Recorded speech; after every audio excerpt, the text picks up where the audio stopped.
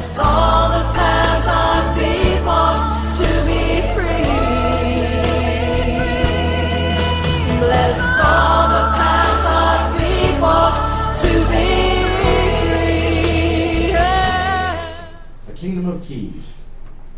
Evenings will wane as mornings will rise. I take in a fresh breath and open my eyes. Should fear make me wake with worry or strife, I affirm to myself, hey, this is my life.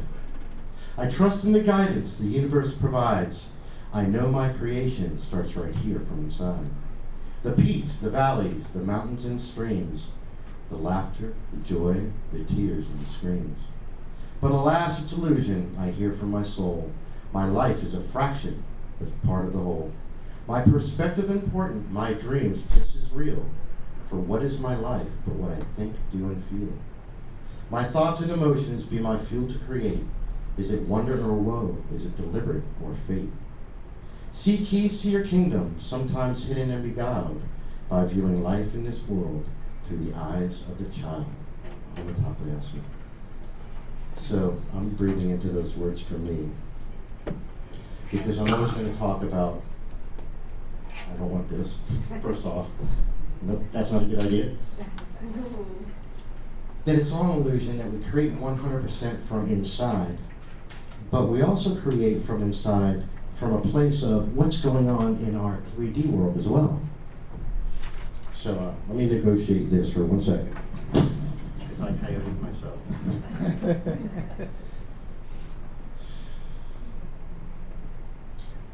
My whole mission in this lifetime is to guide people inward on their journey and help them see through the eyes of their own child.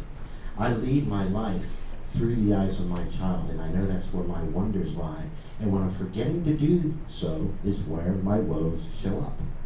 When I forget the essence of purity that I am, and when we forget the essence of purity that we are, sometimes is when that 3D illusion becomes really real and we have to deal with it.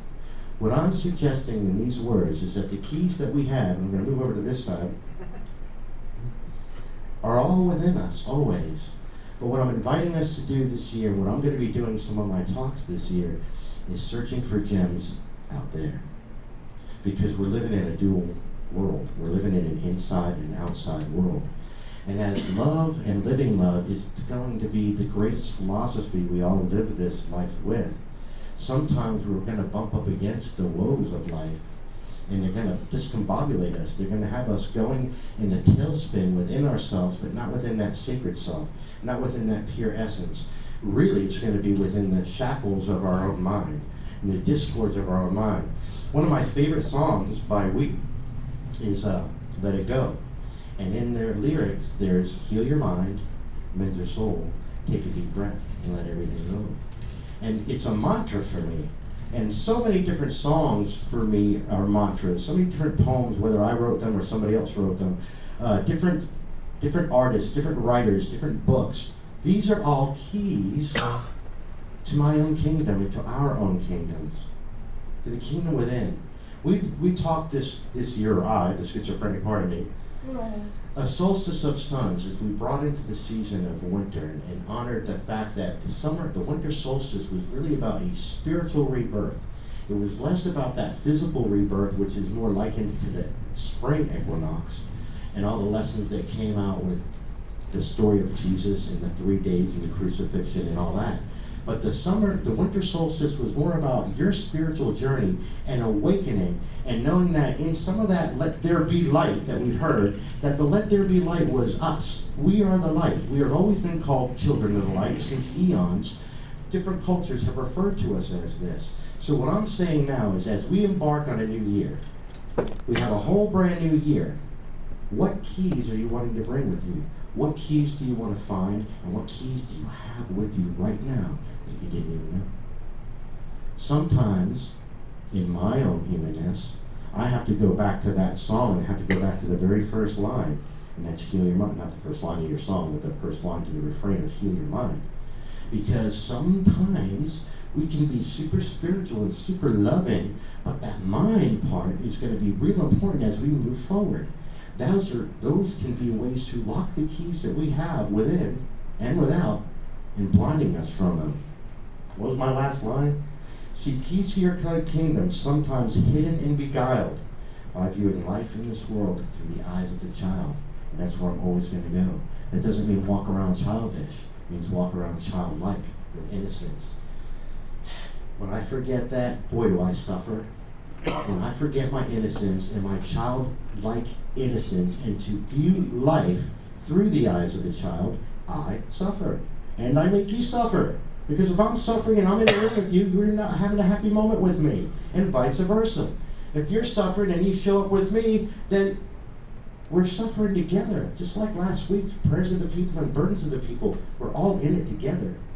So if I know you're suffering, and I'm aware of that because in this moment I'm free from suffering, then I can lend your hand, like Becky said in the prayer today. We're here for each other always. This isn't a journey alone. It may seem like it sometimes. It seems so real sometimes that we may feel like we're alone. But back to that part in the poem of what is my life but what I think, do, and feel. It's like this creation that we create is still all energy. It's still very energetic. Matter of fact, my computer is completely discombobulating on me, which is all ones and zeros, and I know that. But in it, it's got everything I've written for the last 3 years, and I'm freaked out. Well, for some reason, of all the things I looked at when I got it online was the very first talk I ever did here, which was Beyond the Amethyst Mountain. And there's no accidents. Spirit made me go there because of what I've been processing and reminding me what I know to be the truth for me. What I know was a place that I went that was pure divinity, reminded me of my divinity, reminded me of our divinity, reminded me that it's all okay always. And when I have the poisons of my mind, and we have the poisons of our mind in this 3D world, it's really hard to find that divinity. It's really hard to explore your humanity when your humanity is so hurt and crushed that you don't want to move. And this is another time to breathe. This is definitely a time to reach out for a friend or anyone, a stranger sometimes, can offer a hug to help us. And that's another point to this talk. That's a key. I'm inviting us all this year to look for different keys, to look for the different keys that we've had with us, and to sometimes find out keys that we never would have imagined would have been a key to us. So I'm also inviting you to bring keys to me. I'm not guaranteeing that every single thing that's brought to me is going to be a talk the next Sunday, but I am inviting people to bring keys to me this year that we can, as we move forward in New Thought, because we're still a New Thought community, as we find different keys and different people out there, other humans that have walked the planet besides Mark, and my stuff, and my intuit, which I will be bringing to the game always, as I interpret the different things I read from my own library and from the libraries that you bring me, for whatever reason. It doesn't always have to be a book. It could be a song. It could be a notion. It could be a story of something that you saw happen between two human beings. And it was a key that unlocked something in you. Not every key is going to be about me doing a talk on Sunday. This is about your keys for your life. And if we share these keys with each other as human beings, as brothers and sisters, then I'm going to help unlock the discord in your heart just as much as you can unlock mine. If my heart that's got all this love in it is shackled with hurt and fear and pride and all these different things that are disharmonious, that bring discord to the music of my soul, to the music of my heart, to the music of everything that I want to sing in the world, well then you may have a key for me. And it may be a hug that day. What do I know? Or a tambourine. Yeah. It's about being willing to listen within and without. I have always, look at my flyer out there. It says, I am a mission to take you on a journey to the center of the universe, a journey to your inner selves, all through the portal of your heart. And I am aware we are walking in a 3D world. Never have I intended anyone to think I think it's only inside, even though everything is born from within. Everything I see out here is born from within. Every creation I have ever created has been born from within. And we are co-creating. So that means we plant seeds, fertilize them, nourish them, water them, grow them, and into fruition comes what intention we put in as a group. That's why when Becky was saying to praying into the tithing, She was also saying, send that extra prayer to us as a group, because as a group we could use a prayer here and there. As individuals we can use prayers here and there. As any entity, we just said a prayer for Sierra Leone and a group of people that we've never met. Some of us may have been there, but we know by our hearts we're connected. We know that the 7.5 billion people on the planet, which I've said this before, is a glimpse of, we're going to see a fraction of those people in our lifetimes, but we're still all connected to each other. If I want to know that there's keys out there may be a key out there from a brother or sister that I may never, ever, ever have met. But I hear one line of their story, because somebody else was willing to go be a doctor there you are, go be a doctor there, or go be a writer there, or go be a reporter, that brings that back to me. And I get to meet them through their words or their stories. That's a key. That's a very important key, because there's so many different things going on in the world that I don't know about. I know a lot about the non-dimensional world. Sometimes I am ignorant completely to the three-dimensional world, and I have to go open a book, read it, learn it. A lot of us are that way. We have so much of our intuit just comes to us naturally, and that's okay. We're part of that. We're part of all that is. To have some of the knowing be within you without having to have a credential beside it is fine. Get off your own backs if you have to attach a credential to that. That's for the 3D world. But the dimensions inside of you that is connected to more dimensions that I can't even talk about in this talk without you guys wanting to Baker Act me. Doesn't mean that they're not being pulled on at any given point by you. Whether you're aware of them or not, we're still feeding into and out of all of creation as we're in this 3D walk. Which is why the very last 3 or 4 words in the eyes of the child. It's always going to be my mantra. It's always going to be something that I'm going to bring us back to. Whether you're going to do it from out there or within. It's got to be from within. But if I want to explore my humanity to get to my divinity, and I don't know how to navigate my 3D world, then I have to bring a real simple element of it, and that's just looking through innocence again. Or simply love. Most of the people in this community believe in love, but sometimes we forget to say it every day. We forget that that's the mission. We do it. We do it innately. Sometimes fear or life, just plain life, wants to get in our way, wants to block love from happening, wants to put in our brains all the rhetoric of the 3D world, and all the keys get dropped down the sewer. And you're like, I wish I had a hanger with me. That's happened to some of us in the parking lot. Maybe not so much as in Florida, because we have a lot of sewers like up north. But where have you lost your keys? Are you aware of that? Do you know? With another, without beating yourself up?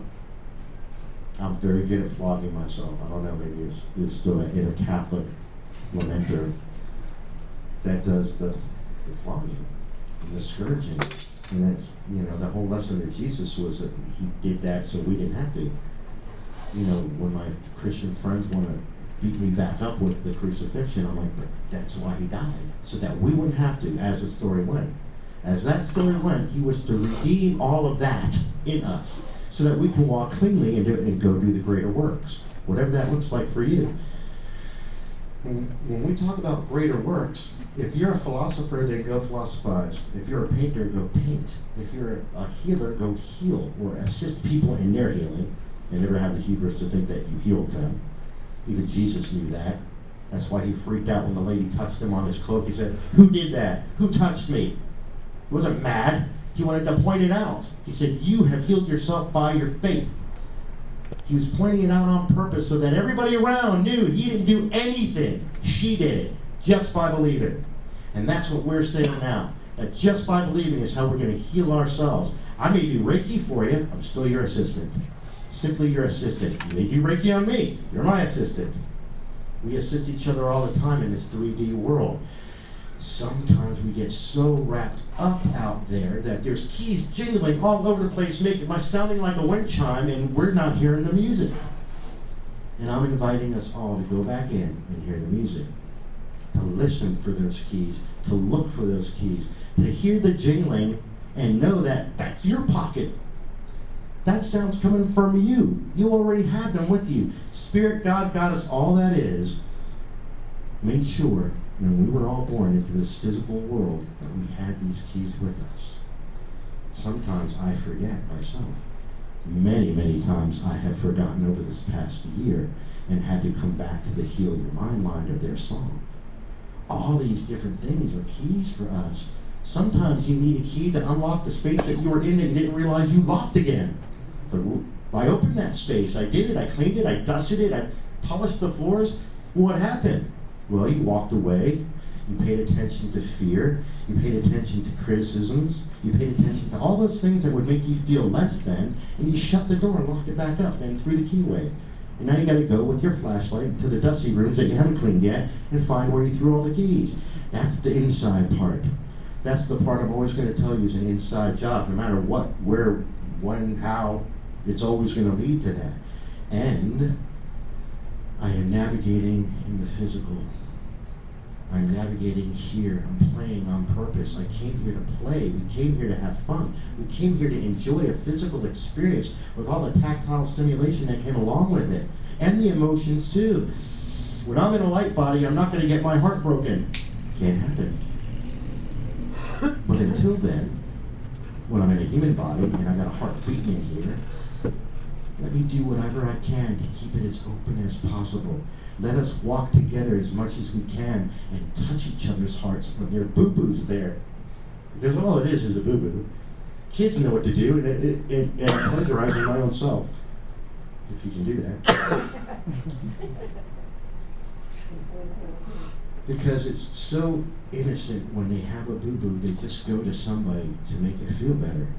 And what do we usually do? We kiss it. It's so easy to kiss the boo-boo. How come we don't kiss each other's boo-boos as often? How come instead we hide our boo-boos from each other? You think a kid's going to hide his boo-boo? He's going to announce it to the world. She's going to let you know just exactly where it hurts. Skin my knee, tears, big old crocodile tears too. And a simple little hug will make that boo-boo go away. Now, a little Bactussin or whatever you call it, a Neosporin and a Band-Aid maybe too. But it's the love that's really healing it, and the other stuff is just a little bit of an antiseptic. Half the time we don't even need that anyway. Water heals. Pfft. How many times have you just rinsed your boo-boo off and you healed just fine? But that love, that's the big part. Well, as an adult, man, again, it is not as easy to go around opening up to the world and saying, I have a boo-boo. Some of them are really, really evident when, like, Mike Howe came in here a couple weeks ago and he had a cast on his leg. We can see the boo-boo. And sometimes you can sign that, and that's kind of putting love on people when you sign their cast. You're really just putting love on them. That love just permeates right through that cast and heals that kind of stuff. What if you can't see the boo-boo? What if you think they're just a grumpy butt? What if you think they just don't care about anybody in the world? That's their boo-boo. That means their heart is hurting big time. What key can you bring to unlock that for them? What key can you help them find within themselves when you know, because you're in a good space, you can look right at them and know that they have the key, but they're just so hurt that they locked it away or put it in their back pocket. They're used to having it in their front pocket. There's so many different things that we can help each other with. So many different ways that we can be the key to each other, for each other, to unlock these different things. I trust in the guidance the universe provides. I know my creation starts right here from inside. I take a deep breath. And I'm always having us breathe. And I'm always breathing myself. And sometimes we have to breathe again. And then sometimes we'll find, wow, today I had to breathe 3 times. Okay.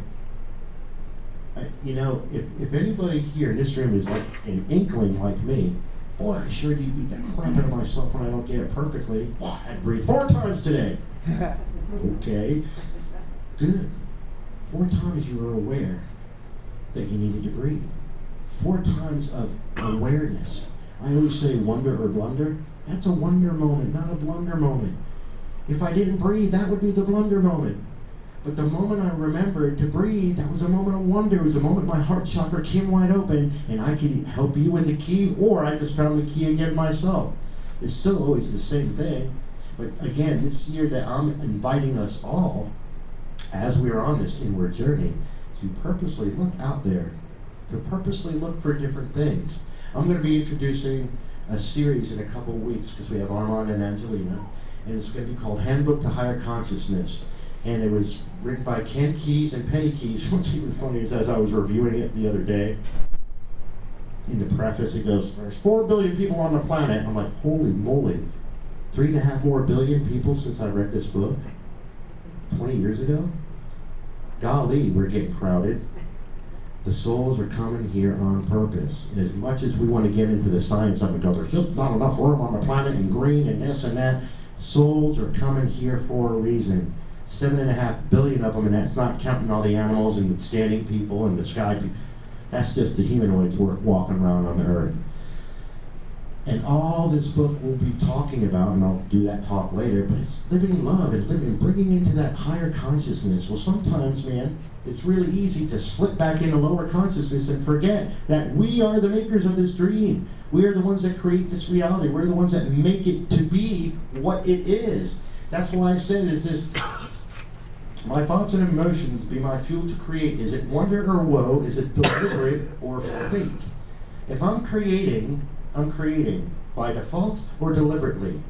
Fate is what happens when I choose not to take a part in my own life. It just happens. Things what it is. Like the sun is going to come up. It's going to happen. I don't have that much control. We set that up as a collective. But I can choose to go out to the sun, and I can choose to stay in. When I was sick with TTP 20 years ago in my recovery, I hit an agoraphobic patch in my life to where I was afraid to go outside. Now, I also couldn't handle the heat physically, so everything was about shutting down, locking everything up, dark as a cave, always. And then I would come out at night. Things were a little cooler, less humans. Didn't have to deal with all the things that I had gone in my cave about. And still I had to find a key. It was my own front door, and it wasn't really locked. But the key was deep within me to let myself open it in the daytime. And guess what did it? Scott knows this one. I was blessed with a daycare center right across the street from me. And it was just a normal house. They converted into a daycare center right across the street. And that little crack that I would open my window just to let fresh air in my cave, guess what came in? Giggles. That'll do it every time. Giggles will touch your heart. The laughter of children woke my spirit back up and got me out of my cave. That was a key. They were just being kids. And then I became motorcycle man to them because I had a bike at the time, and every time they'd run up to the fence and, motorcycle man!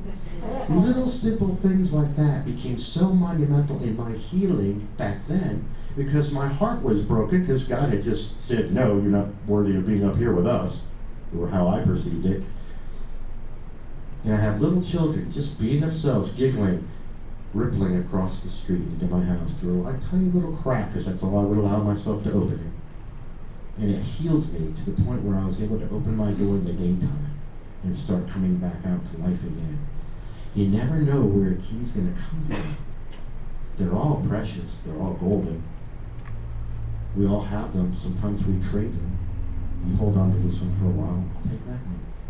And we share them. I don't need this one anymore. I opened that door and I know it's not. Matter of fact, I took the door off. I don't need that one anymore, but yours is locked real tight. Here you go. And we don't know. It's not about judgment. Oh, look at them. They're all locked. They need keys. And it's like, well, if you throw a key ring at me with 10 brass keys on it, you're probably going to knock me out because that's heavy. But if you just gently present me with one, or the whole key ring and say, hey, dude, you got to find it for yourself. Home talk, we always say, amen. That thing is what it is, too.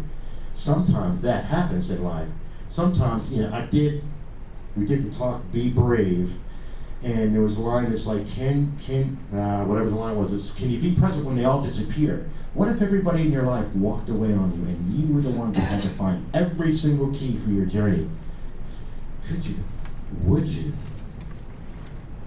And it's more about the would you than the could you. When I say I will, it's a lot more power in that word than I ever thought, that we have ever thought, because the universe is made up of free will. We know this. We understood this even when we were basic Christians, that God made a free will universe.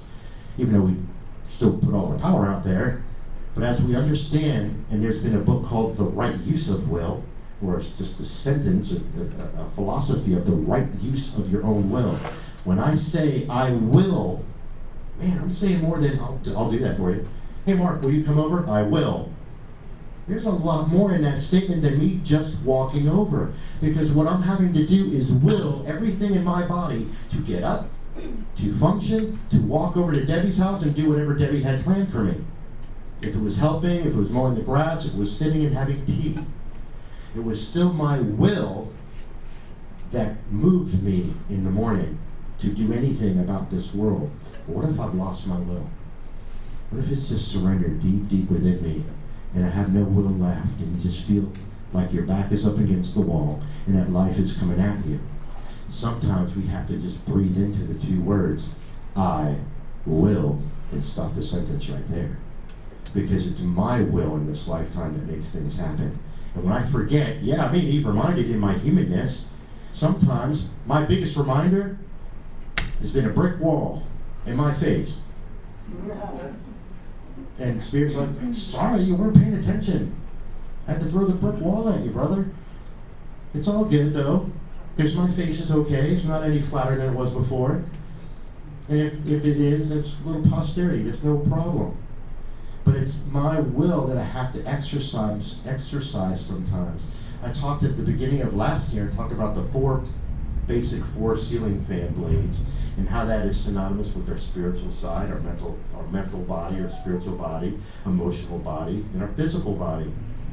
Well, our mental body isn't always just about math and science.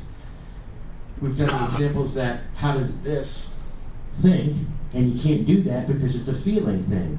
Just like we said, add with your heart, you can't do that, it's a feeling thing. Well, this isn't a feeling thing, this is a thinking thing. This is for calculating. But it is also where I think so bad thoughts sometimes that makes me feel like crap. It's like, oh, well, wait a minute here, it is kind of connected. That's where back to the healing your mind part of their song. And to have that as a key for you, if you realize that that's something that you're going through, that your heart's fine, you love people, I love everybody, but I keep terrorizing myself or my brothers and sisters with my rhetoric or my negativity or my doubt or my fear. So we do it to each other all the time. We do it to each other in so many different ways that we don't realize we're doing it to each other when we tap into our fears or tap into the thinking mind that's going to create by default instead of create by intention or deliberate. When we do the Abraham meetings, or as the Abraham meetings are done here, the concept of Abraham is about the laws of deliberate creation. It's like their mantra.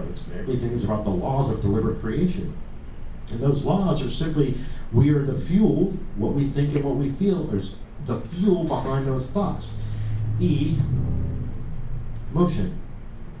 Take the motion part of it and realize that everything we do and think and see is moving around. Everything is energy. It's all moving. We talk about ripples. We talk about all these things. But what about just my mind? I'll sit there. I'm not loving. I'm sitting there in a monotone voice and I'm thinking. What is it you're thinking? That's a key right there. It's a key to your dungeon or it's a key to your freedom. Your choice. I have locked myself in a lot of scary dungeons before and had the key right there the whole time, right before me, still in the lock. No, will you stay here? Or been so stubborn to not try one of the keys on your right. Well, Mark, I got this brand new, look how shiny they are. They're all brass and shiny, I buffed them all up for you. No thanks. I'll stay in my dungeon. So I'm also inviting us to look at how many different keys have been presented to us that our intuit knew were valid keys. They knew they would unlock the door, but we weren't ready yet. We didn't have sometimes the tenacity to do it. I don't always want to just be all loving and fluffy. Sometimes it's us. Sometimes we have to get off our own butts and do something. Sometimes we have to have the gumption to challenge ourselves to go in a little bit deeper. Sometimes we have to challenge ourselves to go out there. It's real easy to go be a Zen monk in the top of a cave, in the top of a mountain in a cave, all by yourself. I can be real enlightened all by myself. Nobody there to bother me. Nobody there to challenge me and see if I am triggering to them or not. No one really to let me know how healed I am in my ego if I'm all alone. Because I'll always have things my way, because it's me. What time do we want to get up? Okay. What time do we want to eat? I know what we're going to have tonight. Once you mix that other person into the picture, then we're dealing with egos. And this is the biggest block of our key, is dealing with each other's egos. And knowing that there's so many eyes walking around going, well, I want to do it this way. Even if it's just a thought, even if it's a nanosecond of a thought, that will bump us in the way of each other. We just got to remember that the key for that one is looking in the eyes and loving and getting out of the way and staying in each other's eyes. And the more I can stay in someone's eyes, the more I'm going to find that God self in me, and I'm going to release that ego part of me. As long as I have enough ego, I'm always saying this, just enough ego to stay on the planet, just enough ego to keep my identity as Mark in this molecular construction we call my body, and all the agreements that all these molecules made just to stay in form while I'm walking this planet in the incarnation of Mark Pasqualino. And I always invite us to go look in the mirror to see God, but this year I am inviting us to look outside and to really look into other people's eyes. It is the scariest thing in the world, man. It's already scary enough to look in my own eyes, meaning our own eyes. This is the challenge. I'm really challenging us all this year to go out into the world and look into the eyes of people as much as we can. And know that we're looking at God. And know that when we look, if we're willing to stay there, a key is going to snap right there before us. It's going to come in an awareness. It's going to come in a feeling. It's going to come in a surge of loving that's just going to release you from all the angst you were feeling the nanosecond before. And you got to be aware of how many people are so afraid to look back. And that's going to be your challenge. Sometimes it scares the crap out of me. And I don't know why, because it's such a simple thing to look in someone's eyes. But I had that same spirit within me that gets shy, that wants to back off, that doesn't want to intimidate them by looking too deeply into their eyes, because I'm cool with it. But sometimes I have to just be willing to stand there that one more second and give them a moment to get past their fear and allow them to connect with me. Sometimes I think I take care of people too much by not looking in their eyes. It's like, well, why would I want to do that? If that's a key that's going to set us both free, then let's look in each other's eyes. That's another one. That's just one. We've already talked about a few of them today. This year I'm inviting us all to take a journey and find different keys. We're going to be starting Keys to the Kingdom, which is a program by David Owen Ritz. It takes factors that I'm talking about from his perspective. But we're also going to be bringing our perspective from it. Scott, Becky, and I are going to co-lead it, but there's going to be the group of people that are there. And these are still the laws of attraction. This is about stepping into the flow of abundance, but abundance of everything. Not just green energy and coins that I can flip. It will translate into that at a lot of levels, but this is about stepping into the flow of our creation and recreating. We talked about rebuilding the temple. This is the temple. This is the temple. But this is the temple here too. There's many different temples, and we have a lot of different keys within us to build and to make more. Scott always says in his prayer, I want more. This is the more he's talking about. More keys, more love, more people, more joy, more activities, more temples where the lights are turning on inside. More people being able to look in each other's eyes and say, I love you, without tripping out about it. More people being willing to come here and just hug each other on a Sunday like we do, being all loving and goofy, but more. And more freedom while we're doing it. Because the biggest key to all of these keys is simply the key for freedom. And as many of us have battled different addictions in our lives, be it from love, people, drugs, coffee, or fashion. You can be addicted to nice boots. I don't care. It's not mine to judge. But I'm going to tell you that this whole time, and I'm plagiarizing Ram Dass on this one, or I received this wonderful lesson from Ram Dass on this one, that the whole time that we've been trying to get high, we're a different altered state through these addictions. We were really just trying to become free.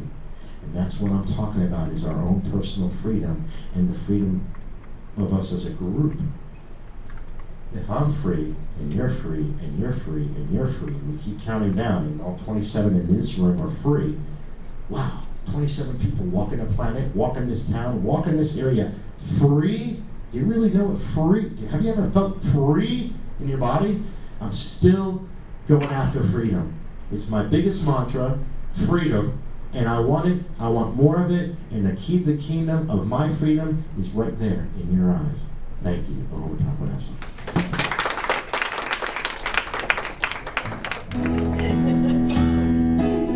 don't have to stay on your feet. I just wanted to get you going.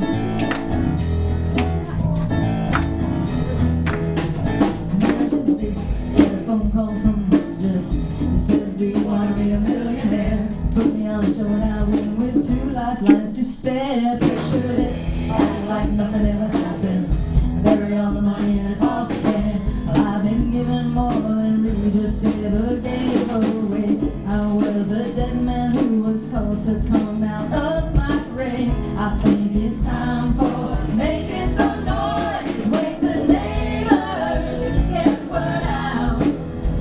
Come on, break up the music, climb a mountain and shout. This is life we've been given, want to be lived out. So la la la la, live out loud. Live out loud, yeah. Think about this, try to keep a bird from singing. After it's soared up in the sky, use about this day and tell it not to shine. Think about this, we really have been given the gift of life that will never end. If we have been filled with living hope, we're gonna overflow. And if God's love is burning in our hearts, we're gonna go. There's just no way to keep it in. Wake the neighbors, get the word out. Come on, break up the music, climb a mountain and shout.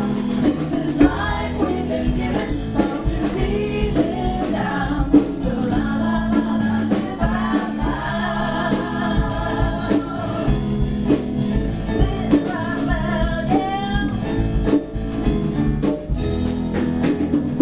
La la la, la la la la, la la la, live out loud. La la la, la la la la, la la la, live out